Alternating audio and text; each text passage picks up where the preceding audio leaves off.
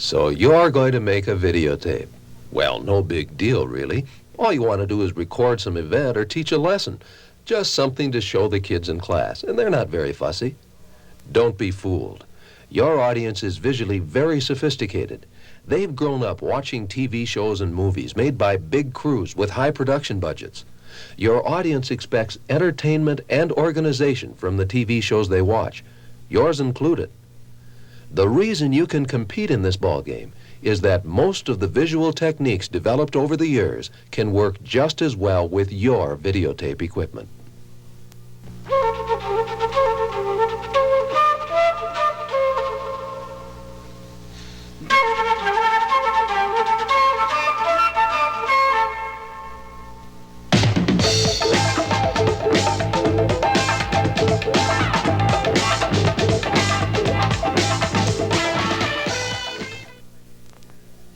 None of those things mean anything unless you do them with a little bit of class. You don't tolerate bad grammar in speech. Neither can you tolerate bad camera work in TV production. Here are some techniques for good video camera work. First, the close-up. Universally useful. It lets you compensate for the lack of sharpness inherent in the television system. By tightly framing a shot, you cut out everything unnecessary to the picture, and you enlarge the subject to show the most detail. The close-up is also used to gain attention, emphasizing an important point by a speaker, for instance. Continued use of the extreme close-up can waste its power. Medium or long shots will reorient the viewer and set the stage for using the close-up again. Sometimes a mirror can help you get your close-up from a different angle. To go closer to your subject than your camera lens can focus, close-up adapters are available in different magnifications, and several adapters together will let you move in even more. Be sure to connect them with the rounded surfaces facing away from the lens. The easiest way to work with a close-up adapter is to move the whole camera until you're approximately in focus. Then fine focus the lens as usual. The close-up attachment is cheap and simple and will work on virtually any lens. One good use might be shooting of illustrations, which a teacher would like a whole class to see at one time. To go even closer, extension tubes will provide the solution. They can be added together for even greater magnification.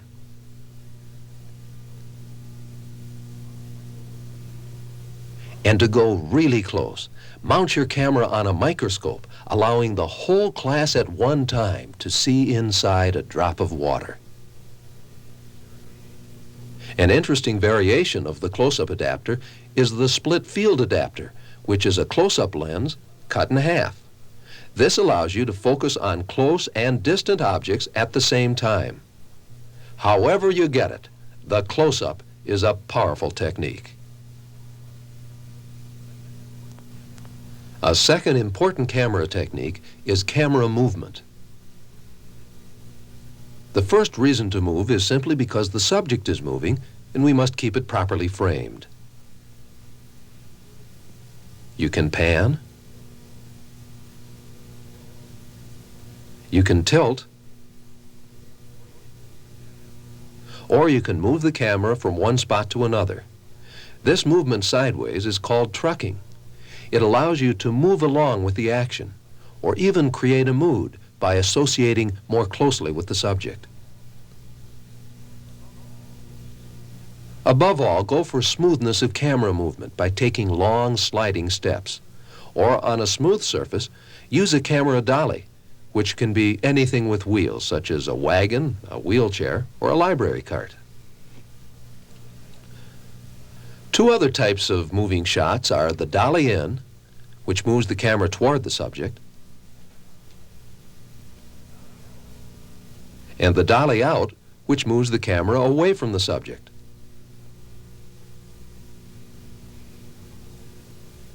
The portable video camera can go anywhere you can go. If you're trying to show the subjective viewpoint, the moving camera is excellent. It lets the viewer see the scene as if he were participating. Use a wide-angle lens for this handheld movement. You'll stay in focus, and shakiness won't show as badly. Camera movement increases the feeling of depth and reality. But bad camera moves are distracting. Under circumstances where bad movement is unavoidable, turn to the third major group of camera techniques, the use of lens characteristics.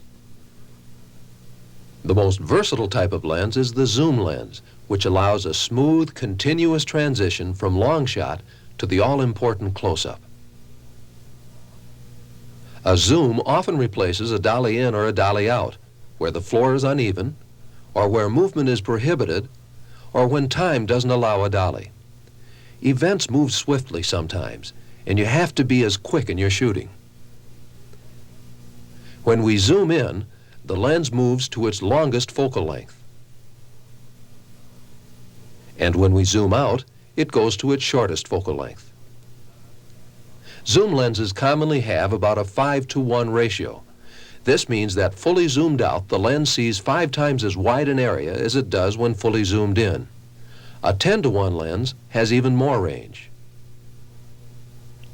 The correct way to focus a zoom lens is to zoom all the way in on the subject and then focus.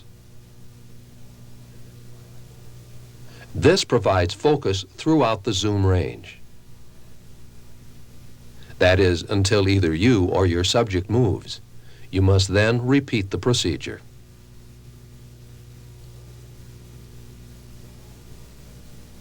Don't overuse a zoom lens. Constant and fast zooming without a good reason will annoy the viewers. The zoom lens is a great tool, but it can be abused. The range of focal lengths on your zoom lens gives you a range of magnifications, but the various focal lengths also give you different perspectives. At one extreme are the long focal length or telephoto settings. A long focal length pulls the background unnaturally close to the subject. It flattens out perspective and has a very shallow depth of field or focus range. Also, a long focal length compresses the distance between two subjects. The magnification power of the long focal length is most helpful if a close approach to the subject is impossible. Shooting wildlife or unknowing people are good uses for the long focal length, where a close approach might scare either away. Sometimes, instead of being too far away, you find yourself too close to take in all you want to shoot. Physical limitations may prevent your backing off enough to get everything in. You need a greater breadth of vision, and the short focal length or wide-angle lens can provide it. In between wide-angle and telephoto, there is the normal or standard focal length, which produces a true perspective of the surroundings. In addition to image size and perspective control, the different focal lengths have artistic and dramatic uses. Almost everything in front of a wide-angle lens stays in focus. A wide-angle lens can be used to make small foreground objects become large and prominent. The telephoto settings have a shallow focus range, which can make the subject stand out from the background, or make foreground objects become out-of-focus abstract patterns. Telephotos are also used for pleasing portrait-type pictures. Another control which has practical and artistic applications is the aperture or f-stop. This is normally used only to control the amount of light coming into the camera. However, when using the smaller openings, your depth of field will increase, meaning that more subject area in front of the lens remains in focus. You must then add more light on the subject as a compensation for the small lens opening. To get shallow depth of field, dim the lights on the subject and use a wide-open lens. All of these control techniques give you a great variety of ways to videotape each scene. A fourth camera technique is composition, which simply is placement and arrangement of the subjects in the TV frame, allowing you to constantly attract the audience's attention to whatever part of the picture you want them to watch.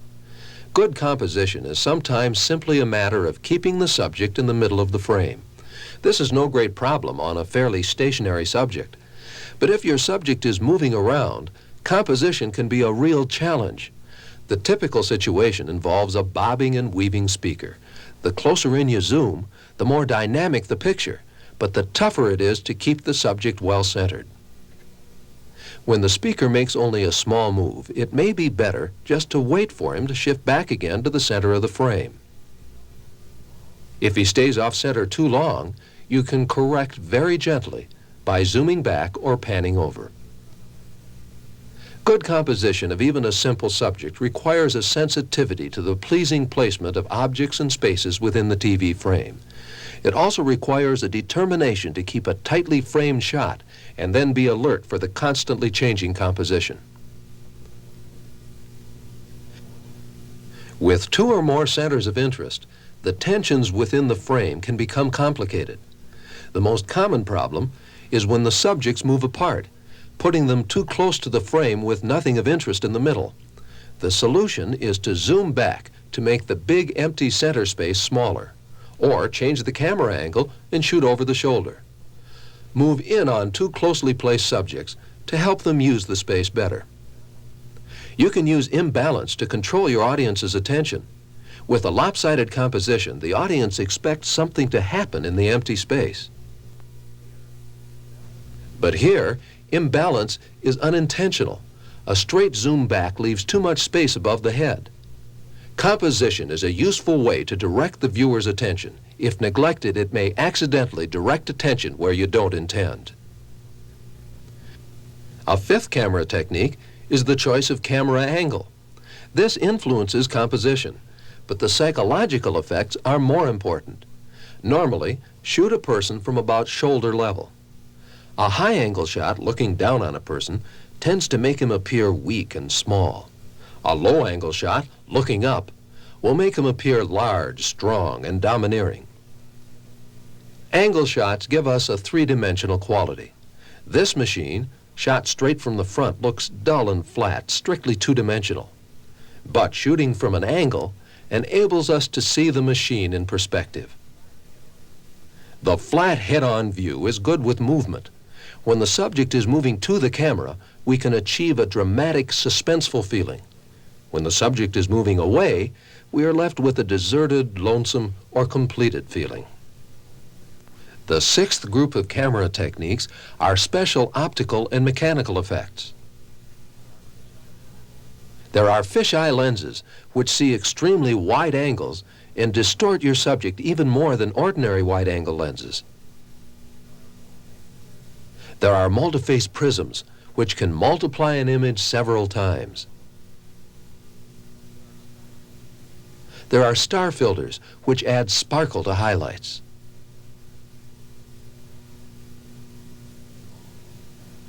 You can also use masks which can be cut from cardboard and which frame a subject in a special way. And there are diffusers which can soften the focus of a lens. Vaseline on a piece of celluloid creates a nice dream effect. The celluloid should be left clear in the center. Then there are the mechanical effects. The tilted camera to imply excitement, confusion, or disorientation. A see-through mirror will allow you to superimpose two subjects. A front surface mirror will allow you to show two subjects with one camera by splitting the screen. And you can fade to black by using a simple dimmer to turn down the lights. Now we come to the seventh and last category of camera techniques, electronic effects, which extend the camera's capabilities. You can connect two cameras to a switcher and do dissolves, wipes, split screens, and superimposers. With your special effects generator, you can quickly and simply create abstract and unusual electronic images. These techniques are called matting and keying. In this picture, the person is an example of matting, which is simply replacing parts of your picture with black or white or a color. The background sparkles are an example of keying. Keying is a technique for inserting parts of one scene into another. In this example, the Blue Studio wall is removed electronically and portions of a 35mm slide are inserted. Keying can be a very useful and practical tool. The background can be anything at all: artwork, photograph, movie, or TV picture.